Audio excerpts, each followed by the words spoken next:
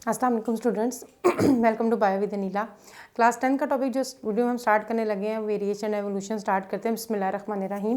Basically बेटा topic का name है वेरिएशन एंड एवोल्यूशन। वेरिएशन कहते हैं जो आहिस्ता आहिस्ता लिविंग ऑर्गेनिजम्स में चेंज आती है उसको वेरिएशन कहा जाता है। और एवोल्यूशन का भी मतलब होता है, एवोल्यूशन का मतलब होता है कि जो living organism Aahista Aahista evolve हुए हैं। पहले जो थे वो यूनिसेलुलर ऑर्गेनिजम्स थे, साइंस ये कहती है, और उसके बाद फिर Aahista Aahista multi cellular organisms आए हैं, ये एवोल्यूशन होती है। वेरिएशन आती किस तरीके से, आपकी बुक में 4 मेथड्स बताया गया, बेसिकली ये टॉपिक है।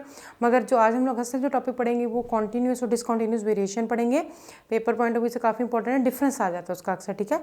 मगर पहले वेरिएशन और एवोल्यूशन। एवोल्यूशन बेसिकली बेटा जी ग्रेजुअल जो चेंज आती है लिविंग ऑर्गेनिज्म में उसको एवोल्यूशन कहा जाता है। ओके, वेरिएशन में ये हो रहा है कि लिविंग ऑर्गेनिजम्स के अंदर किस तरीके से वैरायटी आती है। जैसे आप एक फैमिली में ही देख लो कि एक पेरेंट्स के जो बच्चे होते हैं वो सारे सारे डिफरेंट होते हैं। तो ये बेसिकली मियोसिस के नतीजे में जो क्रॉसिंग ओवर होती है, क्योंकि बेसिकली बेटा फीमेल की बॉडी में जब एग बनता है तो उस वक्त मियोसिस होती है, और मेल ऑर्गेनिज्म की बॉडी में जब स्पर्म बनते हैं तो मियोसिस होती है, और दोनों के नतीजे में मियोसिस के नतीजे में क्रोमोसोम नंबर हाफ हो जाता है।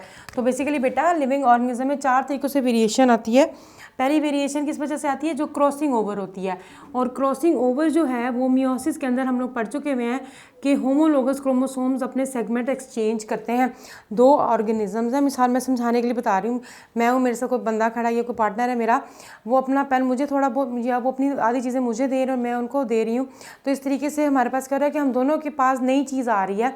तो ये बेसिकली क्रॉसिंग ओवर के नतीजे में जब होमोलोगस क्रोमोसोम्स अपने सेगमेंट्स को एक्सचेंज करते हैं तो इस तरीके से लिविंग ऑर्गेनिज्म में वेरिएशन आती है या वैरायटी आती है, ठीक है। और सेकंड जो होता है वो बेसिकली हमारे पास क्या है, म्यूटेशन है। म्यूटेशन कहते हैं सडन चेंज को, म्यूटेशन कहते हैं चेंज होती है, सडन होती है, और इसमें अक्सर औकात ये होता है कि जो डीएनए होता है ये क्रोमोसोम वो चेंज हो जाता है। मिसाल के तौर पे बॉडी में एक्सरे आप लोगों ने कभी करवाया, अल्ट्रासाउंड करवाया है, इसीलिए कहते हैं कि कम करवाना चाहिए, क्योंकि जो एक्सरेज होती हैं, मिसाल के तौर पे ये सेल है, ये उसका न्यूक्लियस है और क्रोमोसोम्स है, chromosomes are made up of DNA. तो एक्सरे आपने करवाया मिसाल के तौर पे, तो वो जो एक्सरे को बाय द अल्लाह ताला के हुक्म से ही होता है कि अगर कोई बाई चांस ही होता है कि कोई एक्सरे ने आपके डीएनए को चेंज कर दिया, अल्टर कर दिया, तो म्यूटेशन आ जाती है। तो म्यूटेशन नॉर्मल भी हो सकती है, एबनॉर्मल भी हो सकती है। तो इस तरीके से लिविंग ऑर्गेनिज्म में वेरिएशन या वैरायटी आती है। म्यूटेशन के नतीजे में भी डीएनए के अंदर हम लोग क्योंकि 10th पढ़े, मैंने आप लोगों को अपने डीएनए वाले लेक्चर में पढ़ाया था कि डीएनए न्यूक्लियोटाइड से मिलकर बना होता है। इसमें नाइट्रोजनस बेसिस होती हैं, एडेनिन, गुआनिन, साइटोसिन और थायामीन। तो अगर एडेनिन की जगह कोई रिप्लेस होकर कोई और बेस लग जाए तो पूरा डीएनए चेंज हो जाता है, ठीक है। तो ये भी एक वजह होती है म्यूटेशन। और थर्ड जो है वो ये होता है हमारे पास कि नंबर ऑफ स्पर्म्स जो है। देखिए बेटा हम लोग स्पर्मेटोजेनेसिस और ओवोजेनेसिस के अंदर पढ़ चुके हैं। ओवोजेनेसिस के प्रोसेस में हम लोगों ने देखा था कि जो एक एग होता है वो मीन्स के एक जो ओवोनियम होता है वो एक ही एग में जो होता है वो कन्वर्ट होता है, जबकि स्पर्मेटोजेनेसिस में क्या होता है कि एक स्पर्मेटोगोनियम से 4 स्पर्म्स बनते हैं। तो मेल में मिलियन की तादाद में जो होते हैं वो स्पर्म प्रोड्यूस होते हैं, जबकि फीमेल की बॉडी में जो एग बनने की तादाद है वो कम है। तो अब मिलियन में से कौन सा स्पर्म जो है वो एग को फर्टिलाइज करेगा, और हर स्पर्म के अंदर डिफरेंट जेनेटिक मटेरियल होता है। तो इस तरीके से डिफरेंट वेरिएशन होती है। इसी वजह से एक कपल के जो बच्चे होते हैं वो भी सारे के सारे बहन भाई डिफरेंट होते हैं, क्योंकि हर दफ़ा नया जेनेटिक मटेरियल जो होता है वो आपस में क्रॉस होता है, ठीक है। और फोर्थ ये होता है बेसिकली बेटा जी जीन फ्लो कह लीजिए, कि जब लिविंग ऑर्गेनिज्म में एक पॉपुलेशन से दूसरे पॉपुलेशन में जीन्स जाते हैं। मिसाल के तौर पे एनिमल की एग्जांपल ले लेते हैं कि कोई जानवर किसी जगह पे रह रहे हैं, वो वहाँ से मूव करके किसी और जगह गए हैं, वहाँ पर जाके जब उनकी रिप्रोडक्शन का प्रोसेस हुआ है तो एक नई वैरायटी ऑर्गेनिजम्स में जो आ जाती है। स्पीशी एक होनी चाहिए मगर ऑर्गेनिजम्स में वैरायटी आ जाती है। ये वजह है जिसकी वजह से लिविंग ऑर्गेनिजम्स में वेरिएशन आती है। ये 4 टाइप्स हैं। बच्चे इसको बहुत लाइट लेते हैं मगर अक्सर ये टॉपिक भी पेपर में आ जाता है। उसके बाद जो हमारा मोस्ट इंपॉर्टेंट टॉपिक जो आज का है वो है जी कॉन्टीन्यूस और डिसकॉन्टीन्यूस वेरिएशन। डिसकॉन्टीन्यूस वेरिएशन और कॉन्टीन्यूस ये दोनों इनहेरिटेबल हैं, कि आगे जो होते हैं ये इनहेरिट होकर जो होते हैं जाती हैं। मैं आपको ज़रा डिफरेंस करके करवाऊंगी पॉइंट्स में, ताकि आप लोगों को आसानी से याद हो जाए। एक है हमारे पास कॉन्टीन्यूस वेरिएशन और एक है डिसकॉन्टीन्यूस। ये जो होती है हमारे पास जो डिसकॉन्टीन्यूस होती है, पहले डिस को डिस्कस करते हैं। ये डिसकॉन्टीन्यूस और ये कॉन्टीन्यूस है, ठीक है जी।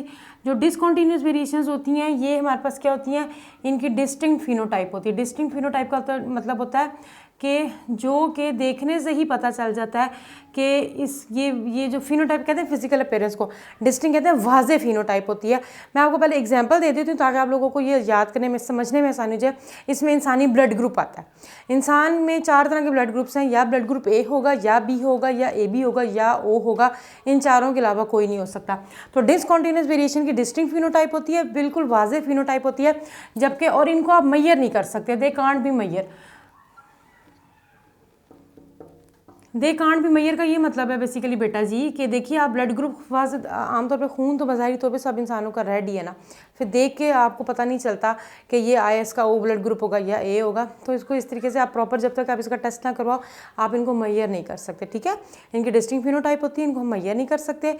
और इनको कंट्रोल करने वाली जो होती हैं वो एक ही या ढेर सारी, मतलब एक ही फीचर है मगर उसको 2-3 जीन्स कंट्रोल कर रही हैं, ठीक है। मतलब कि डिफरेंट एलीज जो होते हैं वो इसको कंट्रोल कर रहे होते हैं। जैसे कि मिसाल के तौर पर अगर मैं ब्लड की एग्जांपल लूँ तो IA, IB और स्मॉल आई, ये 3 जीन्स हैं, ये दोनों डोमिनेंट हैं, ये रिसेसिव है, मगर तीनों एक ही फीचर को कंट्रोल कर रही हैं और वो है आपका ब्लड ग्रुप, ठीक है। तो हमारे पास क्या होता है कि एक ही फीचर की डिफरेंट एलील्स हैं, डिफरेंट जीन्स हैं जो कि इसको मैयर कर रही होती हैं या इसको पेश कर रही होती हैं। तो हमारे पास क्या होता है कि इसमें ये होता है कि मतलब ब्लड ग्रुप आपका एक फ़ीचर है मगर इसको कंट्रोल करने वाली 3 जीन्स हैं जो कि एक ही उसको कंट्रोल कर रही हैं।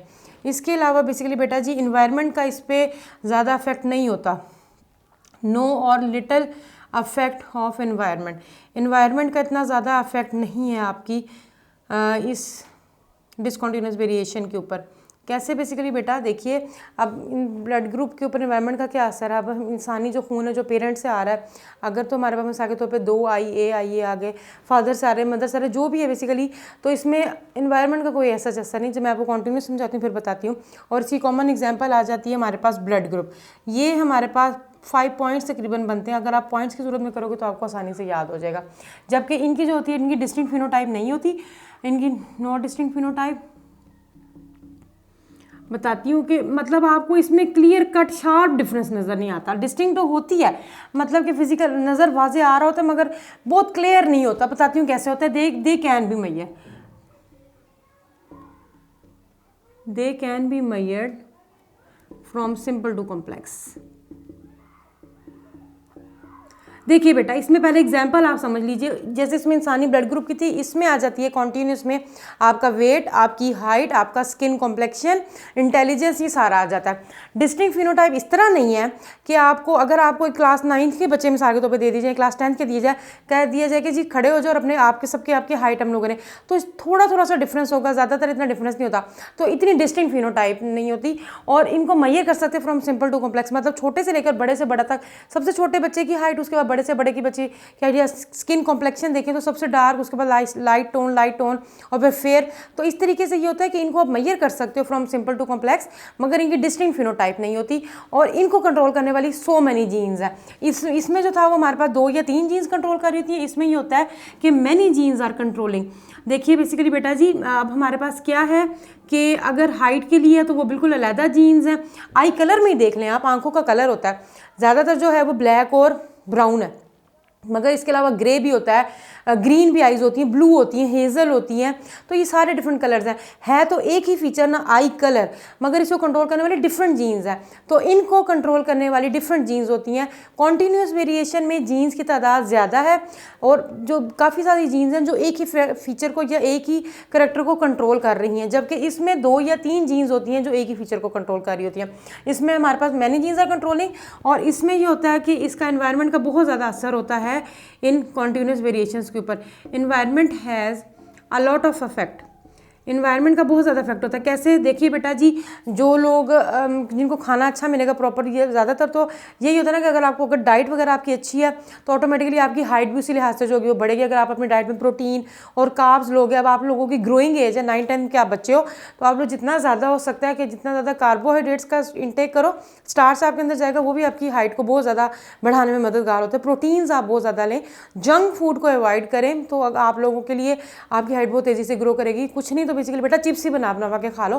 चिप्स जो होते हैं, आलू, इसमें बहुत ज़्यादा स्टार्च होता है, नशास्ता, ये आप लोगों के लिए अच्छा है, हेल्दी फूड है। ओके, इन्वायरमेंट का अब देखिए जिन बच्चों को नहीं खुराक मिल रही, मिसाल के तौर पे डाइट अच्छी नहीं है, उनका कद छोटा रह जाएगा, और जिनकी डाइट अच्छी है उनका कद बड़ा हो जाएगा। हाँ, पेरेंट्स से भी आता है, मगर वैसे मैं आपको बता रही हूँ कि इन्वायरमेंट का इस पर असर होता है।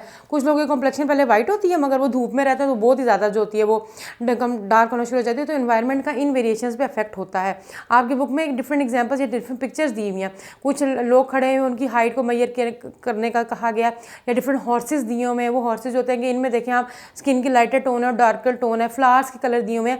तो ये इसका ये होता है कि इन्वायरमेंट का इसमें बहुत ज़्यादा असर होता है, चाहे हाइट हो, चाहे वेट हो, चाहे इंटेलिजेंस हो। उसके बाद ये होता है बेसिकली बेटा, इसमें एग्जाम्पल आ जाएगी। फॉर एग्जाम्पल मैंने अभी आपको बताया हाइट आ जाती है, वेट देख लो, वेट का कितना ज़्यादा असर होता है। ज़्यादा खाओगे ज़्यादा हेल्दी हो जाओगे। ये कहते हैं कि विरासती मोटापा भी होता है, मगर बेसिकली बेटा आपका खाना बहुत ज़्यादा मैटर करता है आपके वेट के ऊपर, ठीक है। तो हाइट है, वेट है, स्किन कलर है, कॉम्प्लेक्शन है, ये सारी कॉन्टिन्यूस वेरिएशन है। डिसकॉन्टिन्यूस और कॉन्टिन्यूस वेरिएशन को अगर आप डिफरेंस करके करोगे तो आप लोगों के लिए बहुत आसानी हो जाएगी। और बेसिकली बेटा इनकी डिस्टिंक्ट फिनोटाइप होती है, क्लियर कट, या ए होगा या बी होगा या ओ होगा या ए बी होगा, जबकि इसमें ऐसा नहीं था। इसमें हाइट छोटी भी हो सकती है, 5.4 है, 5.3 है, 5.2 है, शार्प मतलब थोड़ा सा डिफरेंस है, इतना क्लियर का डिफरेंस नहीं है। इनको हम मैयर नहीं कर सकते जब तक आपका इसका लेबॉर्ट्री में टेस्ट ना हो, मगर इनको हम मैयर कर सकते हो फ्रॉम सिंपल टू कॉम्प्लेक्स। इसमें जो है 2 या 3 ये पॉइंट मैंने मेंशन नहीं किया, 2 और 3 जीन्स आर कंट्रोलिंग 1 ट्रेट। तो आप इसमें लिखोगे कि many genes are controlling 1 trait. जैसे कि आई कलर की मैंने आपको एग्जाम्पल दी, इसमें एनवायरमेंट का जो होता है वो नो इफेक्ट होता है, जबकि इसमें एनवायरमेंट का बहुत ज़्यादा इफेक्ट है। और डिसकॉन्टिन्यूस की एग्जाम्पल ब्लड ग्रुप है, और जबकि कॉन्टिन्यूस की जो वो हाइट एंड वेट। ठीक है जी, बस आज का हमारा यही टॉपिक है। आई होप आप लोगों को समझ आ गया होगा। नेक्स्ट वीडियो तक के लिए अल्लाह हाफिज़, दुआ में याद रखिएगा।